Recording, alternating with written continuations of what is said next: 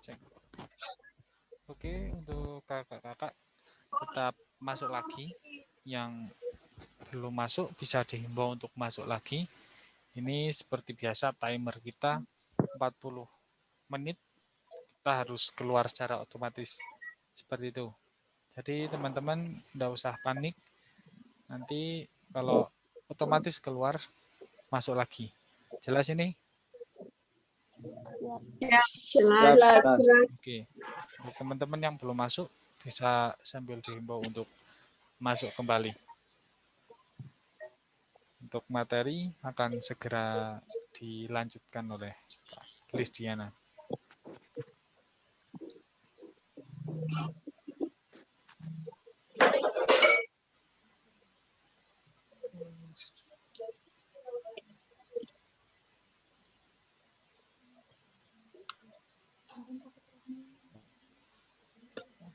Melepet.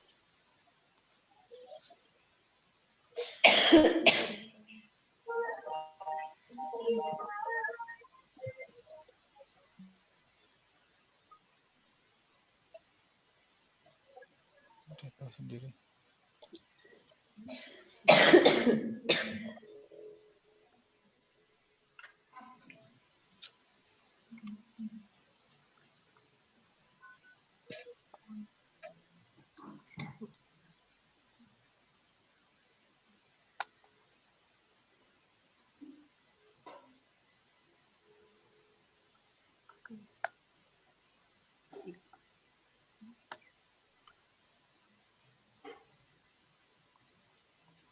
Oke, kita lanjutkan kembali ya. Masih semangat semua ya kakak-kakak di sini ya? Ya, 2 kali tepuk pramuka.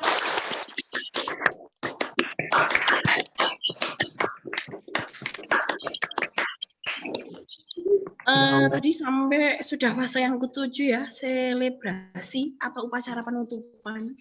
Nah, di sini setelah kalian melakukan suatu kegiatan, ya bercapek-capek ria, kemudian belajar-belajar ria seperti itu, kemudian ditutup dengan upacara penutupan.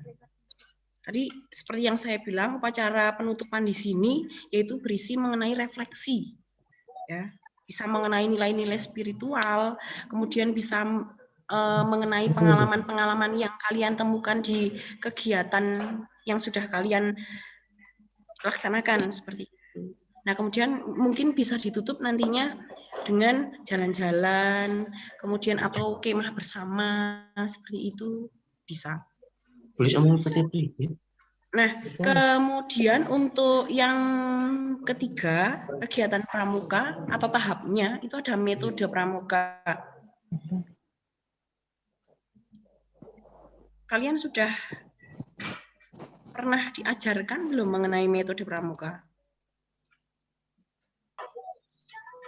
Oke. Nah, ya, saya akan membahas sedikit mengenai metode kepramukaan yang harus Anda ketahui ya. Itu kan ada kurang lebih 11 ya metode kepramukaan. Salah satunya ada kode kehormatan, kemudian alam terbuka, belajar sambil melakukan, kemudian kegiatan menarik dan menantang, berkelompok, tanda penghargaan, kiasan dasar, satuan terpisah, kemitraan orang dewasa. Nah, kali ini kita akan bahas terlebih dahulu sedikit mengenai metode kepramukaan. Metode kepramukaan di sini merupakan prosedur atau cara untuk mengimplementasikan ya, nilai dan prinsip dasar kepramukaan. Kalau implementasi itu adalah mengamalkan. Bagaimana sih cara mengamalkan kegiatan pramuka dengan baik dan benar? Seperti itu. Nah, yang pertama ada di kode kehormatan. Ya, di sini salah satu di kode kehormatan itu kan ada dasa, dharma, dan trisatya. Ya, trisatyo apa trisatya? Ya, Trisatya. Ya. Dengar kok Trisatyo gitu kan. Itu nama orang kan. Nah, kemudian yang pertama untuk kode kehormatan di sini salah satunya dengan menjalankan ibadah menurut agama dan kepercayaan masing-masing. Ya, salah satu contohnya itu. Kemudian yang kedua, membina kesadaran berbangsa dan bernegara. Jadi kalian sebagai warga negara Indonesia harus sadar akan berbangsa dan bernegara, terutama di negara Indonesia. Kemudian mengenal, memelihara, dan melestarikan lingkungan beserta alam seisinya, yang nantinya akan terjadi di metode kepramukaan di alam terbuka nanti itu. Nah, kemudian kalian harus juga memiliki sikap kebersamaan, hidup secara sehat jasmani dan rohani, bersikap terbuka, mematuhi kesepakatan dan memperhatikan kepentingan bersama, membina diri untuk bertutur kata dan bertingkah laku sopan, ramah, dan sabar. Ya, saya contohkan, masuk Dewan Ambalan mau bilang bicara atau mau bertutur kata kasar, gitu kan? Enggak. Jadi ketika nantinya Anda dinobatkan menjadi Dewan Ambalan, ya kalian harus mempunyai tutur kata yang baik, tingkah laku yang baik, sopan, ramah terhadap siapapun. Ya, kalau misalkan ketemu gurunya ya, yang tidak ngajar di kelas Anda, ya jangan cuek aja, silahkan tegurlah. Misalkan ada Bapak dan Ibu guru sedang membawa perabotan yang misalkan berat, silahkan Anda bisa membantu itu. Salah satu contohnya itu. Nah, kemudian di sini juga ada tadi mementingkan kepentingan bersama. Jadi yang dipentingkan itu kepentingan bersama. Ya, di atas kepentingan pribadi. Kemudian ada membiasakan diri, memberikan pertolongan, berpartisipasi dalam kegiatan bakti sosial, dan mampu mengatasi tantangan tanpa mengenal sikap putus asa. Ketika nantinya kalian diterpa badai baratnya atau suatu permasalahan, kalian itu harus fighting, harus semangat di sini. Tidak boleh putus asa. Ya silahkan kalau kalian mau berkeluh kesah, tapi kita adalah orang Islam ya, jadi silahkan bisa berkeluh kesah kepada Allah. Seperti itu.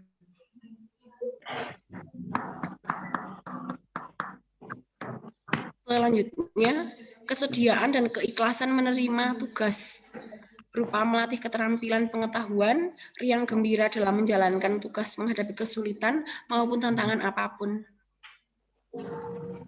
Jadi ketika Anda menerima tugas dari pembina, ketika menerima tugas dari atasan Anda, ya sudah dilakukan. Walaupun misalnya, aku kok nggak tahu ya gimana caranya tugas ini diselesaikan, tapi kalian jangan putus asa. Dan kalian harus ikhlas menerima itu. Jangan kemudian misalkan Kak Maskup memberikan kalian tugas untuk mengajar materi WOSM. Kemudian kalian misalkan nggak bisa. Kemudian kalian udah, ya Allah udah putus asa. Kak Maskup saya nggak bisa Kak, saya nggak bisa. Misalkan seperti itu. Kalian harus mencoba terlebih dahulu. Kemudian kalau seandainya ada yang tidak bisa, kalian komunikasikan kepada pembina atau Dewan Ambalan. Kalau misalkan kalian sudah dilantik jadi Dewan Ambalan, ya berarti kalian harus ke pembina atau ke yang lain yang bisa, seperti itu. Kemudian membiasakan diri menepati janji dan bersikap jujur. Ketika di sini kalian sudah berjanji, ya sebaik mungkin kalian bisa menempati. Selanjutnya, memiliki daya pikir dan daya nalar yang baik dalam gagasan, pembicaraan, dan tindakan. Yang kedua, belajar sambil melakukan atau learning by doing. Kegiatan kepramukaan dilakukan secara praktis sebanyak mungkin. Jadi membuat kegiatan pramuka ya yang praktis, kemudian yang berbobot, kemudian nantinya peserta dapat mengambil hikmah. Kemudian kalian di sini juga bisa mengarahkan perhatian nantinya ke kelas 10 atau ke peserta didik untuk melakukan hal-hal yang nyata serta merangsang rasa keingintahuan terhadap hal-hal yang baru dan keinginan untuk berpartisipasi dalam kegiatan yang akan kalian selenggarakan di sini. Nah, biasanya yang sering ditemui ya, dulu kalau pas waktu normal itu adalah banyak sekali kelas 10 yang tidak masuk di dalam kegiatan pramuka. Nah, itu adalah PR kalian juga di sini. Ya. Dengan apa ya istilahnya, membuat kegiatan yang semenarik mungkin sehingga nantinya kelas 10 itu tertarik untuk mengikuti kegiatan pramuka. Itu tantangan kalian di sini. Ya. Kemudian di sini ada sistem beregu atau berkelompok. Ya. Peserta didik dikelompokkan dalam satuan gerak yang dipimpin oleh mereka sendiri dan merupakan wadah kerukunan antar mereka. Kegiatan ini mempermudah penyampaian pesan di alam terbuka dan mengurangi rentangan kendali. Selanjutnya, sistem beregu dilaksanakan agar peserta didik memperoleh kesempatan belajar memimpin dan dipimpin berorganisasi, memikul tanggung jawab, mengatur diri, menempatkan diri, bekerja sama dalam kerukunan gotong royong. Nah, diharapkan nantinya ketika kalian atau adik-adik sudah berkelompok, ya, mereka itu bisa memimpin kelompoknya itu sendiri. Ya. Jadi contohnya gini, ketika nantinya kalian menjadi dewan ambalan, itu yang memimpin tidak hanya pradana saja dan pradani saja. Ya, tidak mungkin di suatu kegiatan itu ketuanya adalah pradana dan pradani. Tok gitu loh. Kalau pradana dan pradani itu kan melekat, jabatannya itu melekat. Tapi kalau struktur kepanitiaan itu kan bisa gonta-ganti. Salah satu contohnya untuk dewan ambalan yang sekarang misalkan. Ya. Misalkan untuk Kak Wawan, ya, Kak Wawan jadi ketua panitia di TKM. Belum tentu nanti Kak Wawan itu bisa jadi ketua di Gladian Pimpinan Satuan Penegak atau Diapinsa. Nanti di Diapinsa bisa Kak Maskup yang jadi ketua misalkan.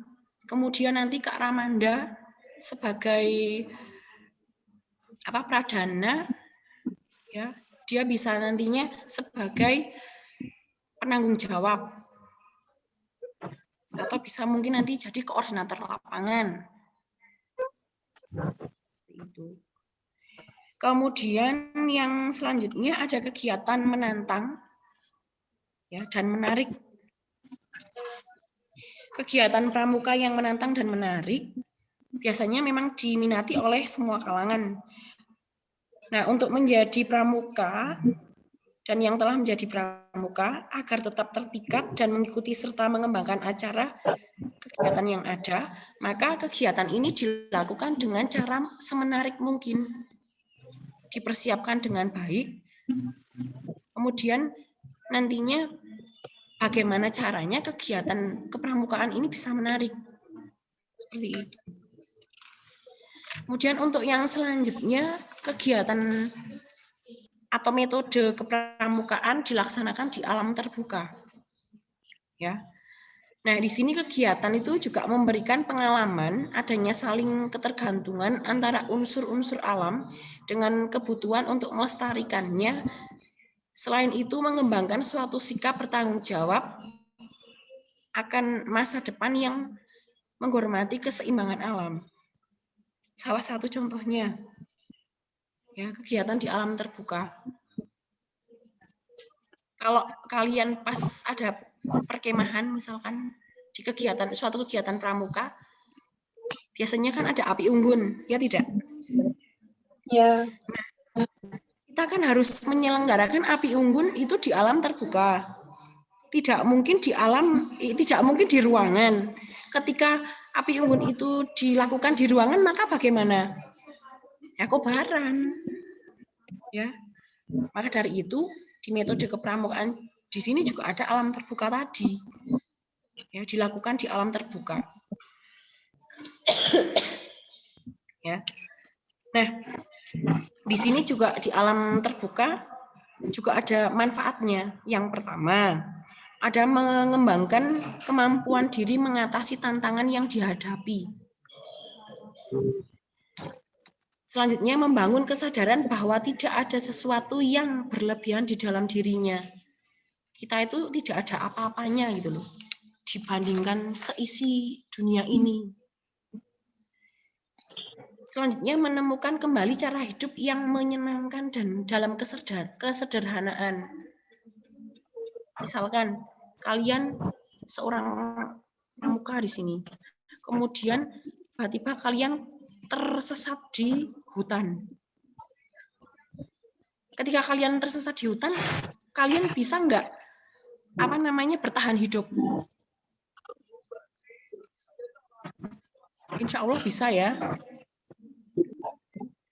Kalian bisa memanfaatkan yang ada di alam tersebut. Misalkan ada batu, ya itu bisa digosok-gosok, misalkan, kemudian sampai bisa mengeluarkan percikan api, kemudian bisa mengumpulkan batang pohon, kemudian mencari tumbuhan atau tanaman-tanaman yang bisa dimakan. Pokoknya kalau pramuka itu tidak mentok lah, maksudnya tidak mentok itu harus mempunyai ide-ide yang kreatif gitu, bisa bertahan di mana saja. Itu. Selanjutnya, membina kerjasama dan adanya rasa memiliki tadi di alam terbuka. Untuk metode kepramukaan yang selanjutnya, adanya kemitraan orang dewasa.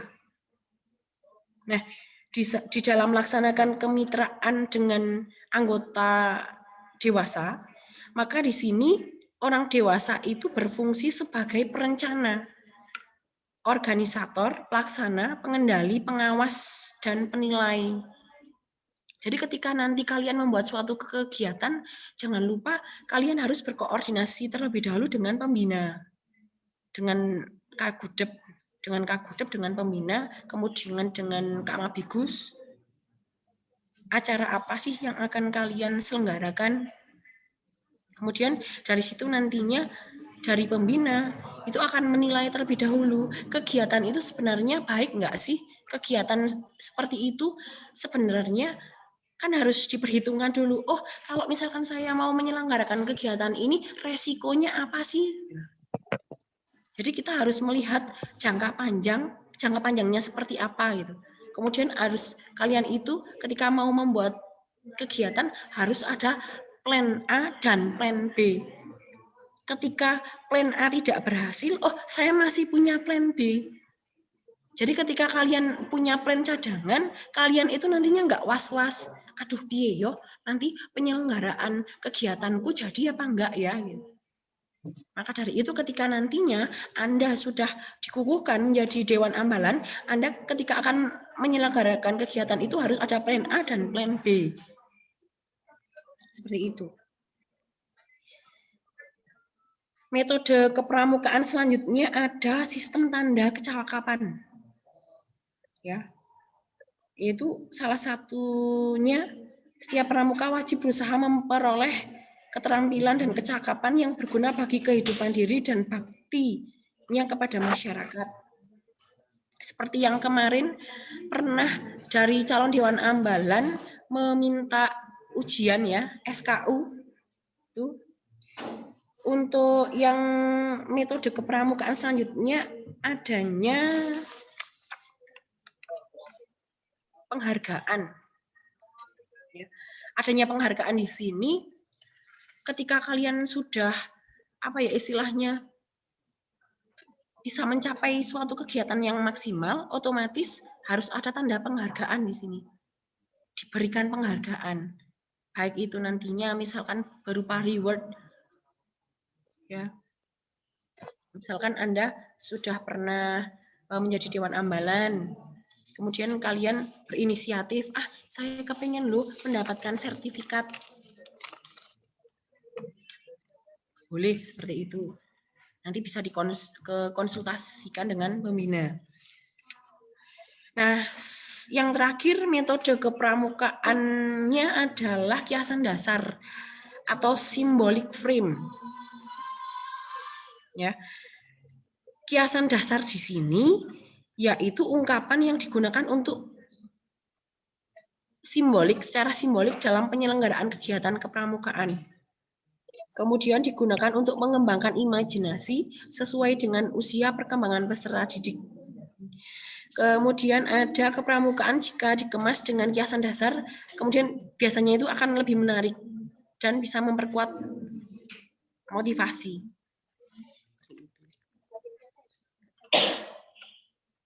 Di sini kakak-kakak masih semangat ya? Oke, 2 kali tepuk pramuka.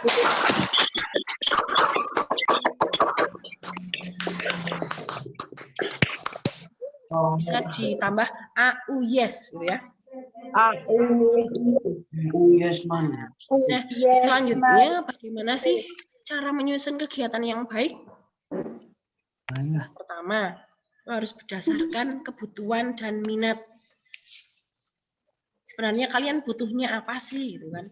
Selama 1 tahun ini, otomatis kan, mohon maaf ya, otomatis ketika nantinya kalian menjadi Dewan Ambalan, nanti akan dibentuk terlebih dahulu struktur organisasinya. Siapa yang menjadi pradana, kemudian pradani, kemudian ada seksi-seksi yang lain. Setelah nanti itu terbentuk, itu kalian akan merencanakan 1 tahun ini kalian mau ngapain. Saya mohon izin terlebih dahulu ya untuk minum ya.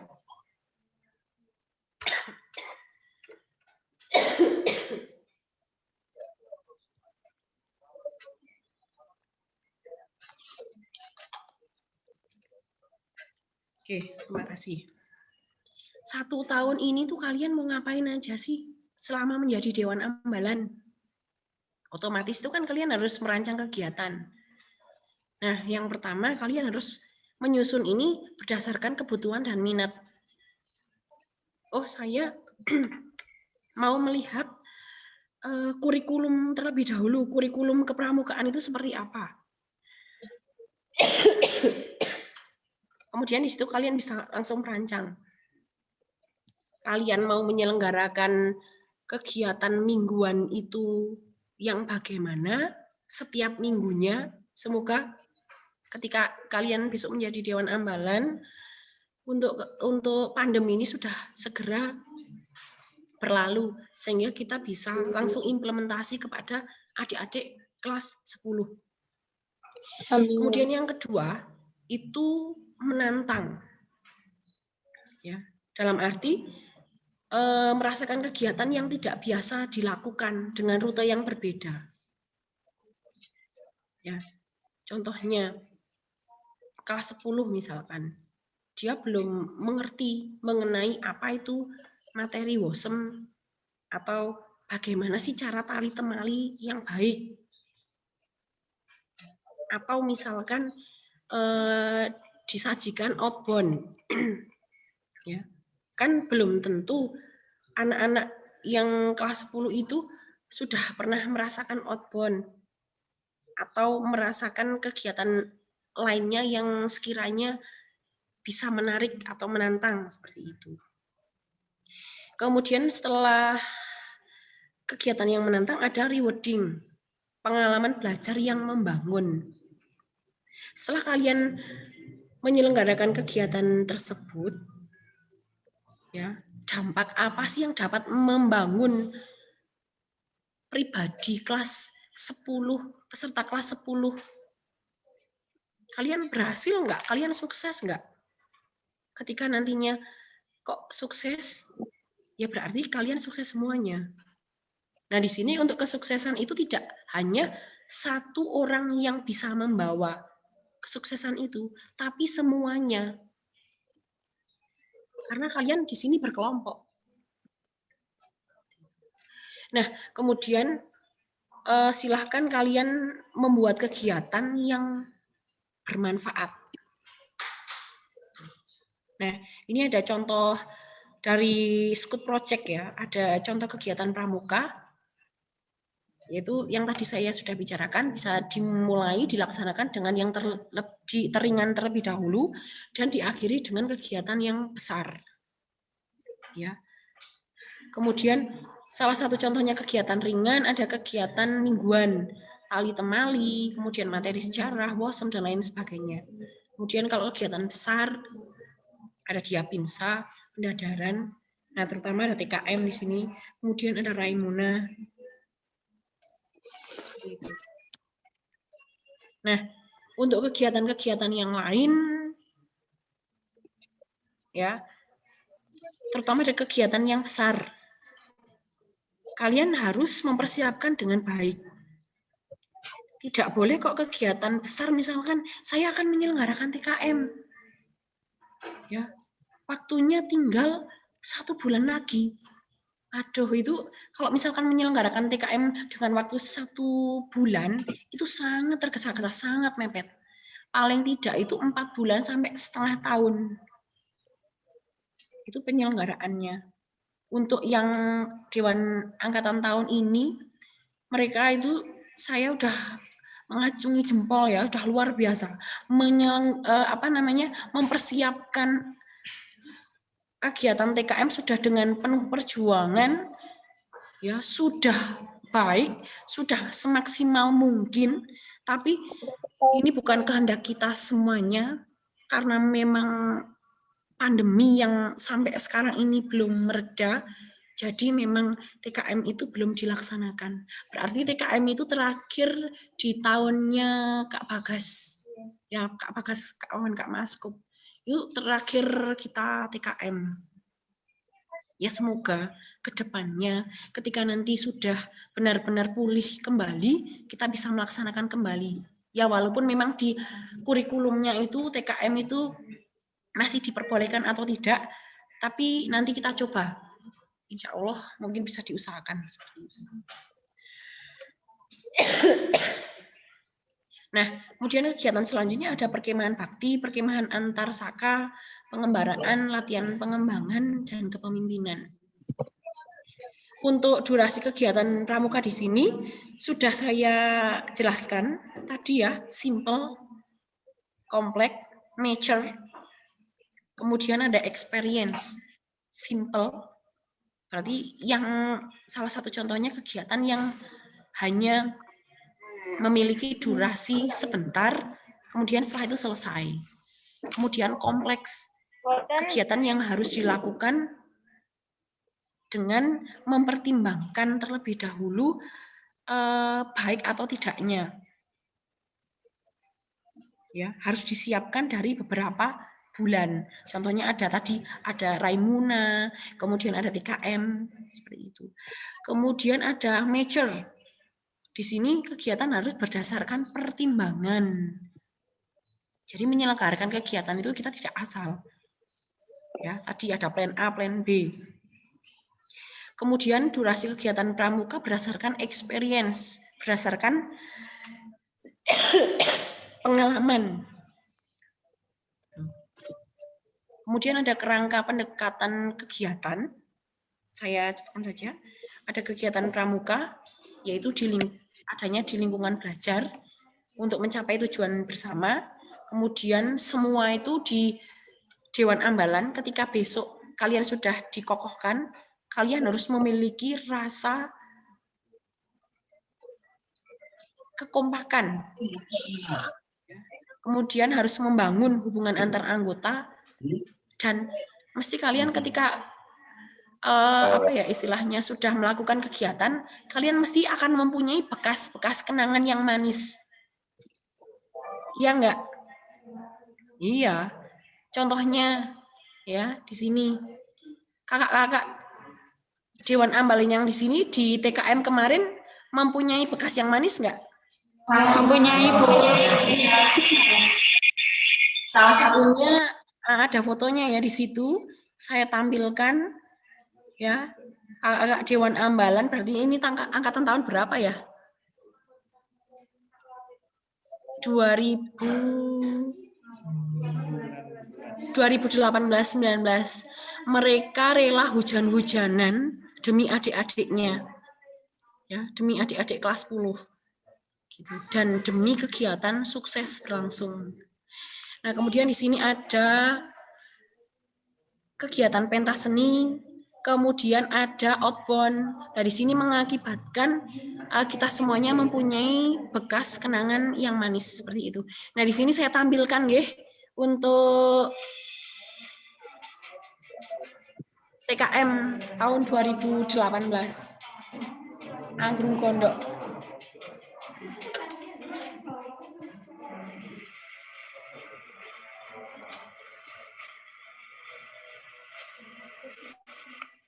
Silahkan bisa disimak. Ini adalah kegiatan besar, berarti di antara yang simple, kompleks, mature, dan experience, ini termasuk yang kelompok yang mana? Experience. Yang kompleks ya, yang harus ada beberapa bulan persiapan. Ini kegiatan diambil pada tahun 2018 di Anggrung Gondok. Dusun Anggrung Gondok.